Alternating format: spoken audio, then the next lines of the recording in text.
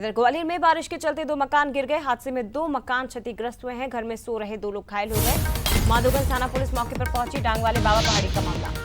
ग्वालियर में बारिश के चलते 2 मकान क्षतिग्रस्त हुए हैं और घर के अंदर सोने वाले 2 लोग घायल हो गए। और आप एक शख्स को देख सकते हैं कि इन्हें भी चोट आई है। ये घर के अंदर उस वक्त सो रहे थे जब इनका मकान अचानक से भर कर गिरा। लेकिन देखिए, परिवार काफी परेशान है क्योंकि पूरा परिवार वहां पर सोया हुआ था। इसके साथ ही जो प्रॉपर्टी थी, जो संपत्ति थी या गृहस्थी का जो सामान था, वो इसकी चपेट में आ गया। ये देखिए, सीधी तस्वीरें आपको दिखाते हैं। ग्वालियर से हमारे साथ उमेश पाराशर इस वक्त जुड़ गए हैं। उमेश, क्या जानकारी मिल पाई, क्योंकि परिवार बहुत गमजदा है, नुकसान काफी हुआ है।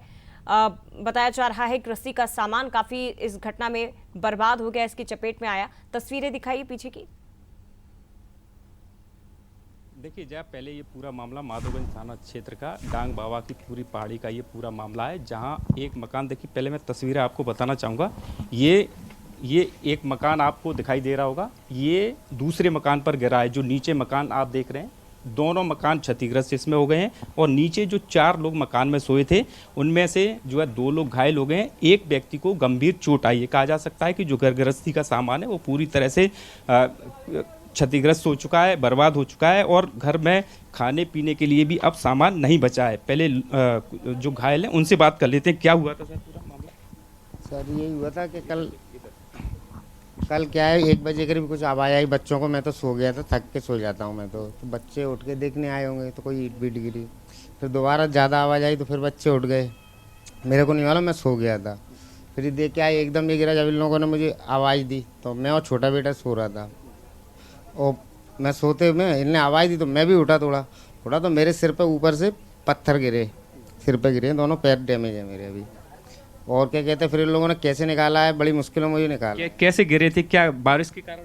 नहीं, बारिश के कारण नहीं। ये इनको मैं 2 साल से बोल रहा हूँ, आप सामने देख रहे हो ना, सामने देखो, पूरा इनका मकान फटा पड़ा है।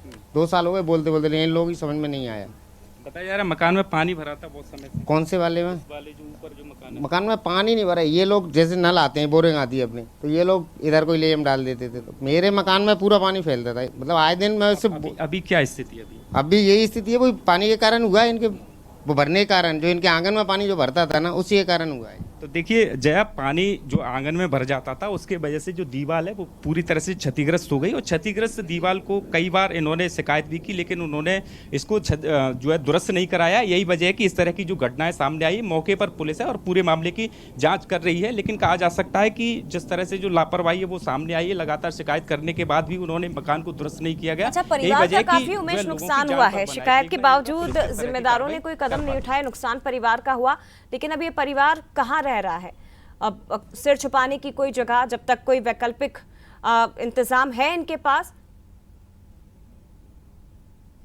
देखिए अभी इनके पास कोई वैकल्पिक इंतजाम नहीं है। आस पड़ोस में ये रह रहे हैं और वहीं से इनको खाना आ रहा है। एक ये तस्वीरें बताऊंगा, ये देखिए, ये जो पूरा घर गृहस्थी का सामान है वो तो क्षतिग्रस्त हो गया, लेकिन जो महिलाएं, वो साफ तौर पर आप देख सकते हैं, एक चटाई है और इसी क्षतिग्रस्त मकान में वो यहाँ पर बैठी हुई है। बात कर लेते हैं, क्या हुआ था सर? कितना नुकसान हो गया आपका?